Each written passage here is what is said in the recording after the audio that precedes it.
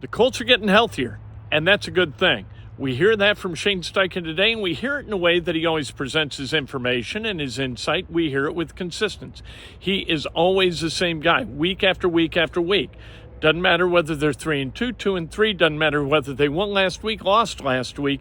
He is a consistent, at least person with us in the media. Maybe not with the team, but I got a feeling he's very consistent with the team. They got to get better, and they got to get better in a hurry on the defensive side of the ball. You can't make, and we've had this in the comments over and over and over again. Will Levis may not have played well the first 4 games of this season, but he hadn't played the Colts yet. And I keep saying, you know what? You're right, but the Colts defense hadn't played against Will Levis yet. We're going to see which side of that equation kind of comes out, not equation, but which side comes out sort of on top in that tug of war, or really almost a push of war. One of the NFL's least productive defenses to this point against a quarterback who is prone to making game-costing errors. We'll see who comes out on top, but here's Shane Steichen. We got to prepare like crazy, get ready to roll, but I know our guys are excited for the challenge for sure. Will AR, JT practice today? JT will not. AR will be out there. Limited full, or where's he at now? He's going to be out there practicing. Yeah. With JT, is that maybe more serious than initially thought at all? Or? No, he's working through it. I mean, he's looking good. So we'll see how the week goes with him. Okay. Hopeful that he'll be out there. We'll see. Okay. Yeah. Is Ryan Kelly going to practice today? He will be out there. Yes. Was Anthony close to being your third quarterback at all Sunday, or was he not healthy enough for that? Yeah, I didn't want to chance that with that. No. I know you're on Tennessee at this point, but just when you look back at the defensive performance, just what were you guys' focus coming out of that game in terms of what you can fix? Yeah, I think we talked about a little bit earlier on Monday is the explosive plays, right? I mean, they had some explosive plays there. There are about 4 of them, that you want back, and you can't take them back. So we got to get them corrected. Affecting the quarterback is a big part of it, and keeping the points down and playing together. And again, a lot of it too, it's fundamentals and technique, and it's not just the defense. It's all 3 phases. We got to play with fundamentals, technique. We got to be relentless in everything we do, and that's one of the pillars I believe in. We got to be relentless on how we meet and how we practice and how we walk through, and we got to have the mindset when we go out to practice like it's game day. We have that mindset every day, and you go into the games and you get in these fourth quarters, right? You got to have the mindset that you're going to go finish, and that's the emphasis this week. Is that specifically? I think the tackle. That sounds like tackling too. Yeah, we got to tackle too. Yeah, we got to tackle. We got to get that cleaned up as well. Shane, being a head coach, you know what it's like to be in those shoes, and so you know what it's like to play a team that has a quarterback deal like you've got right now. Is that how much of an impact does it make in your prep if the exact same thing is happening to say they got a running quarterback, they got a passing quarterback, and you have no idea what's going to happen? What's that do to you if you were there? Yeah, you got to prepare for both. I mean, that's part of the process, right? As a coach, there's unknowns, and you got to prepare. Whether it's the other guy or this guy, you got to have a plan for both, and that's the process you go through. And those are the meetings you have with the staff, talking about if this happens or that happens, how we're going to respond to it, what's our plan, and then we got to take action, when it does happen. Shane, given the defensive struggles, do you spend more time with that group this week? Yeah, I have conversations with Gus and the staff like every week. I meet with those guys every week. More this week? Yeah, we talk a lot. Shane, I know you mentioned a little bit, but some of these losses here, what is like the sense of urgency with this team right now to play the full game? Yeah, there's urgency every week. There really is. I think, we talked about as the season gets going, you got to start kind of hitting your stride really October, going into November and December, so you can get hot there.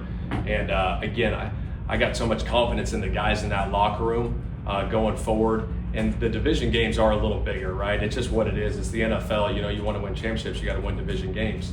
And going on the road, having another division opponent, the urgency's there. You can feel it from the guys. Like I said, the meetings were great this morning. Looking forward to the walkthrough, looking forward to practice and going attacking this week.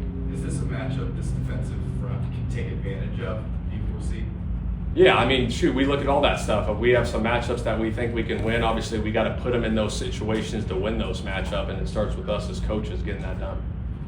What do you think Jerry Sneed, obviously you're familiar with him, but just adds to that team and how player he He's an aggressive corner. I mean, he'll get up and press. He's physical, you know, at the point of attack. He stays in receivers' hips, so we got to do a great job of getting off press coverage and winning our one-on-ones this week for sure. It's been just 2 games back for Josh Jones, but what have you seen out of just the way that he's fit into this offense?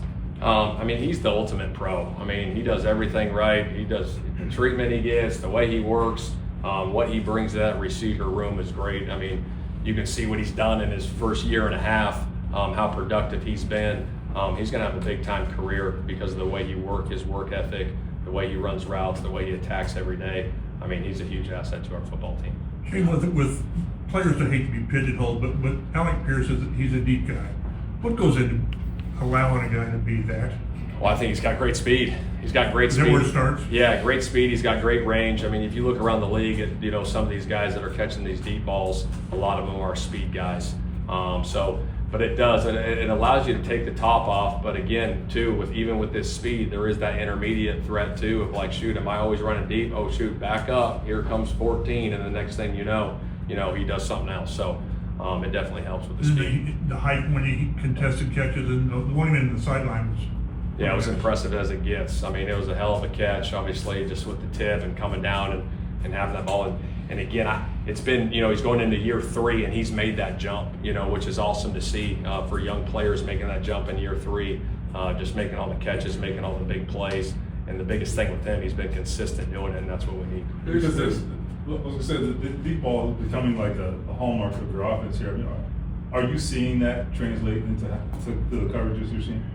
Yeah, I would say yes and no. I think it depends on the D coordinator a little bit too. What's his mindset? What's his philosophy going into the game?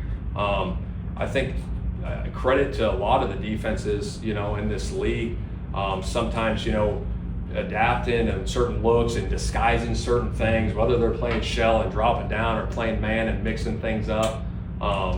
It's part of it, and sometimes, I feel like back in the day, it was like, oh shoot, we're getting this and this, here we go. And now it's just like, hey, we're gonna Rolodex some things and make them think a little bit. So you gotta run your base stuff, but also obviously when you see something on tape, you gotta try and attack it for sure. The difference in defenses aside, it feels like the story this season has been that most NFL teams aren't throwing deep as much. You guys are. Is that just go to show that you can still find ways to get deep?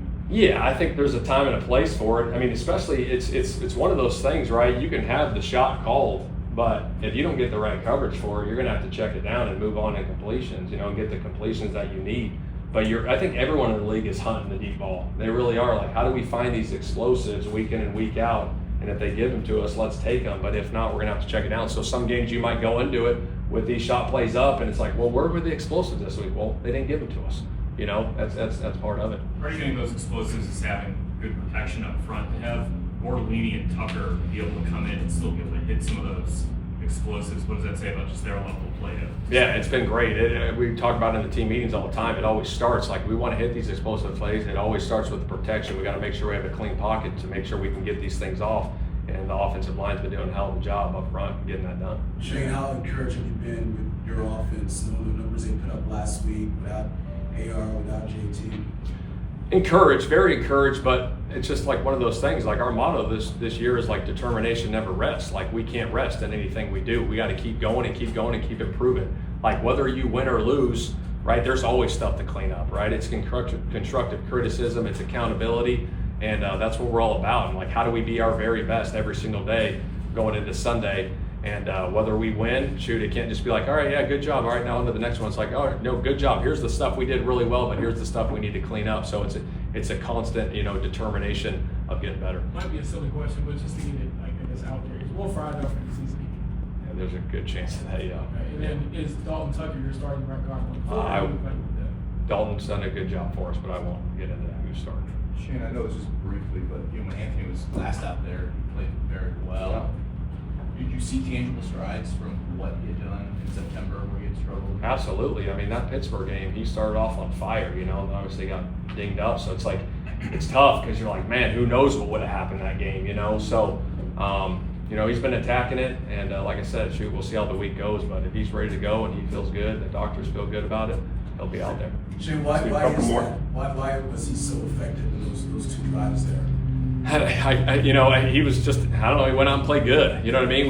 We were executing, and the offensive line was blocking well. He was making good throws. You start off with the chunk play right there, hit a big one to Pitt, and then we started rolling. And then he had the QB run that popped for 25, and it's just how it went. What did you think of Joe Flacco's 21-yard run? Yeah, he showed some wheels on that. It was good. It was good to see that he can still do it. You gonna put more zone read in it just in case he's back in the. Yeah, I think we might hold on. Hey, you never know. You never know. It's on tape. You never know. Now that Joe has played a Last one, game, have you seen him and Anthony's relationship develop? How much? I mean, obviously Anthony got to pick Gardner's brain a lot last year. Yeah, I think it's great to have, like we said before, to have that veteran presence in that room and those guys building that relationship on a daily basis in that QB meeting room. There's a lot of conversations that go on. Joe's got great wisdom, so it's been good to see. All right, so no RPOs for Joe Flacco. I think we got to the bottom of that. Richardson's going to practice today. Is he going to be full go? Is he going to be limited? Taylor's not going to go today. Kelly's going to be out there today. We'll see with Kwity Paye. Kenny Moore, this team's going to have to get healthy. There aren't enough really, really good football players on this team that you can have 3 or 4 of them sitting on the same day and be competitive week after week after week. You might be able to do it for one day, but you can't do it consistently. Colts, they need a win over the Titans, and then they got to come back at home and get that win against the Dolphins. You do that, all of a sudden you're 4-3, and the pressure kind of, the balloon is almost ready to pop right now. You need to release the pressure. Couple of wins in a row, release that pressure.